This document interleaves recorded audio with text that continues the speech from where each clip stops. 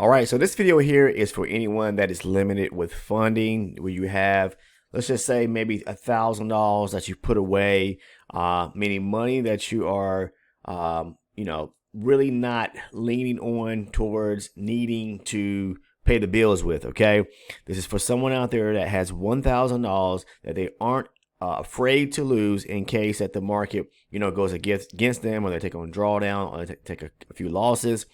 Let me stop and say this right now. Anyone out there who is watching, make sure to trade the micros. All beginners should start off that way, especially if you're limited with capital and you have a small account. Whether you are, funding a brokerage account, or you're starting off with a prop firm challenge, you now pass that and become funded.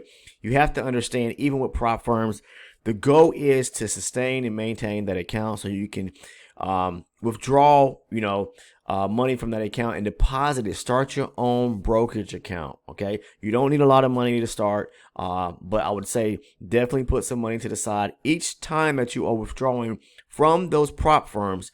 Put money to the side so you can start your own personal account. Deposit it. All right.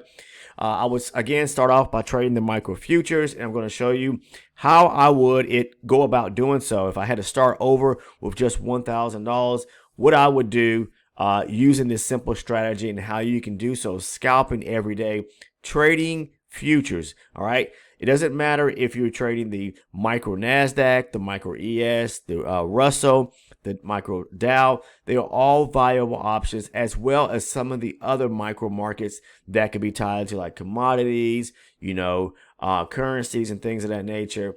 Definitely start small. Okay, I tell people this for a reason, because it takes time, for one, to build an account. It takes time to really learn it and become educated on the correct and smart ways to trade. Now, I know there's 1,000 different ways to trade out there, but the best opportunities and way to trade, I feel, is trading supply and demand zones, looking for the aggressive areas where the market is pushing and pulling, in either direction, where the market is, definitely where, like, the market makers or the banks institutions are moving to the upside, creating beautiful areas of demand, or to the downside, making those supply runs. Okay, so look for those opportunities. I'm going to show you here on the charts what to actually look for and how to actually trade it, if you really want to know. This is going to help you from, preventing yourself from blowing your small account. All right, again, $1,000 trading the micro futures, you can definitely do so. You may be saying, well, how is that possible with such a limited amount of funds?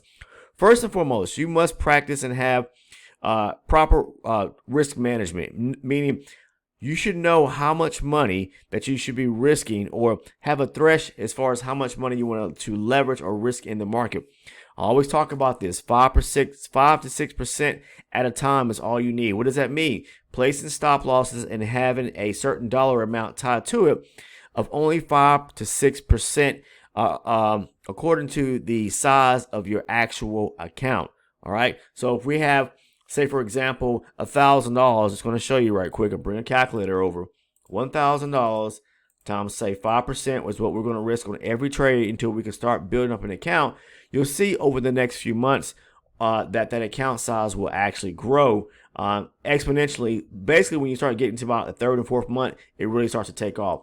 Times 5%, that's going to say, or to let you know, that of that $1,000 that you can trade using the micros, you should only be having or using a $50 stop loss area. And that's definitely possible. I talk about that in lots of videos prior to this video here that I'm making, but I'm talking about this to you guys today that are maybe beginners, first time viewers here on the channel. As a beginner trader, you can trade with just $1,000 using and practicing the 5% rule. I talk about this a lot. All right, so basically with just 5% on $1,000 trading the micro NASDAQ futures, that's about a 25 a 25-point stop loss. Okay, because think about it like this: if we have a 25-point stop loss, okay, times 4 ticks in every point, that's 100 ticks.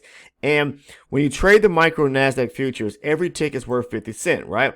So that says $50 right there. That's based on 5% of $1,000 you can use and trade, having a stop loss of 25 points. Now, you don't need 25 points. I'm going to tell you that right now. Somewhere in the neighborhood of no more than 10 points, you can definitely make money trading the micro futures, meaning, give Give me 1 second here. Oh, this is an update coming on my computer. Sorry about that. Anyways, you can definitely trade using such a lower amount. All right. So for anyone out there that is like, practicing or using a 1-to-1 ratio, for example, here, that means that you are looking to do what? You're looking to risk $50, okay, or less, maybe say $25 to make $50. But if you do that on a daily basis, times 5, it's going to show you that you can make $250 a week or more trading the micro NASDAQ futures. It's not a lot, but it's all about compounding. So at the end of the month, you would have started with $1,000. And by the end of the month, if you can just make an easy $50 a day, which is extremely easy, guys. It's not hard to do. I'm telling you, using the strategy, we have plenty of people that are part of my Discord that are making money using the strategy. Now, I don't trade time-based charts. I trade range charts, but whatever charts you use, you can do just the same. But just making $50 a day, $250 a week. First month, you're going to be grossing about $1,000, right? So you start with $1,000, now you're up $1,000, you have $2,000 to carry over to the next month. You keep doing that same approach on 5% a day. You will see, and we're talking about 5% of your account size, you will see that each month your account will actually be compounding and growing. All right, not exponentially quick, but when you get to that third and fourth month, like I said, then things start to take off at a faster pace, and now you can start basically leveraging a little more in a sense, but still sticking, meaning not leveraging more than 5%, but leveraging 5% of the account, because your account size will be growing each and every month. So that's 5% as the account size grows month to month. All right. Now we're going to look at the strategy. What does it entail? Let's talk about that right now. All right. So first and foremost, what you always need to do is look at and use higher range charts. If you're trading range charts, okay, or time-based charts, whatever your higher charts are, look at them first to give you the bias, the directional bias in what you need so that you can trade in the right direction, okay? So what I'm looking for is I'm always tied to my higher base charts, and then I move down to my lower base chart looking for entries, okay? So I'm looking for aggressive area, or I'm looking for significant areas where the market is making and breaking structure. That's the number one thing I have to see and I want to see when it comes to trading is on my higher base charts. Are we pulling back or retracing to an area where the market broke structure on the higher range charts and pulling back to either a key area, demand, or supply? Okay, just like right here, you can see the market bounced off of and rejected this higher range chart, the 120, even on my 240 supply area there. Well, that happened somewhere actually yesterday evening around about 8:30 is where it actually took place at. So right here, about 8 o'clock, maybe a little bit after 8 o'clock there.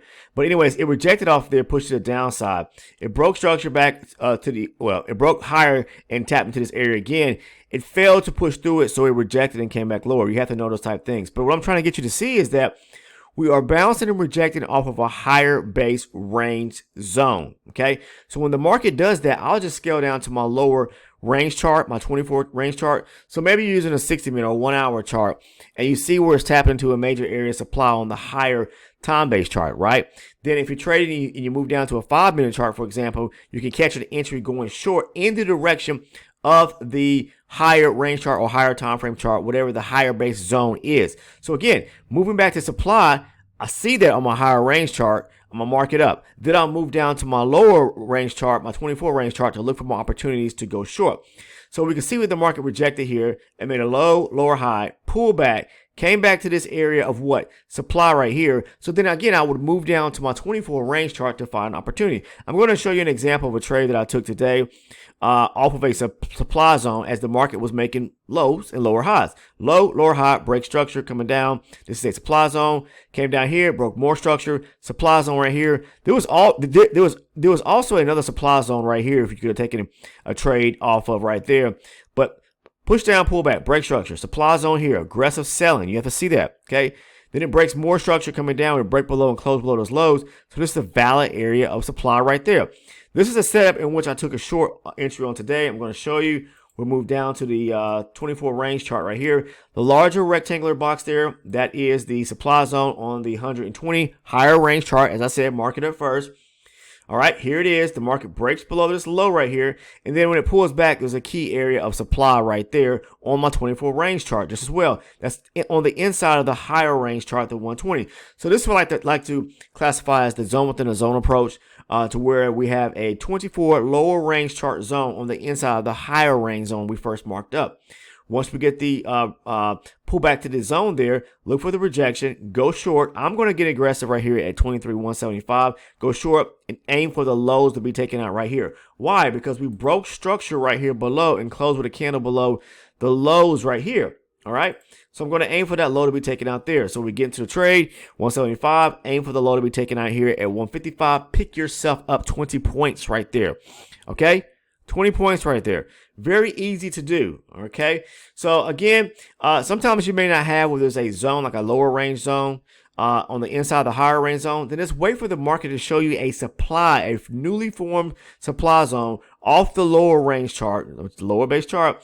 So the market may have, say for example, pulled back right here. We don't have a 24 range supply zone. Then look for the market to make a demand zone coming to the downside, like right here. Push down, pull back, push down, pull back, create this area of, I'm sorry, not demand. I mean, it's supply, guys, not demand, supply, because we're going short. Push down, pulls back, supply area right here. Nice aggressive selling. Pulls back right here, go short. Okay. So if you didn't catch this one, there was another run to the downside, pull back, broke lower, create this supply area right here. As it pulled back right here, you can go short. All right. And hold the trade back down to the low right here.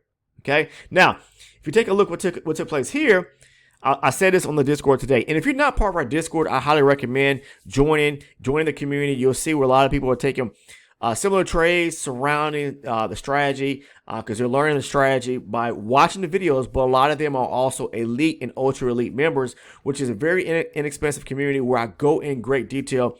Basically where, I cover the bread and butter, the cornerstone to how I trade, surrounding my trade breakdowns, the video playlist, market structure video, live recorded trading sessions, and market recap video. I may have said it already. But the link to that is down in the description portion of the video. I'll talk more about that towards the end of the video. But look, right here, the market couldn't push any lower. It made this low, pull back.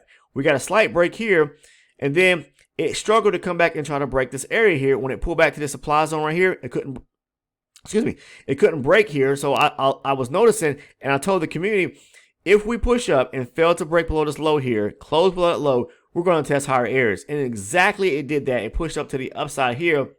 And it, let's see here, it wicked out above these highs here. Did it break and close above there? No, but that's still a structural break above these highs right here, more so like a major area structure. So right now, I would be looking for them to react off of this zone right here and possibly come back up here and take out these highs. Let's see if they do so. I'm going to mark this area up right here because that's a valid demand zone.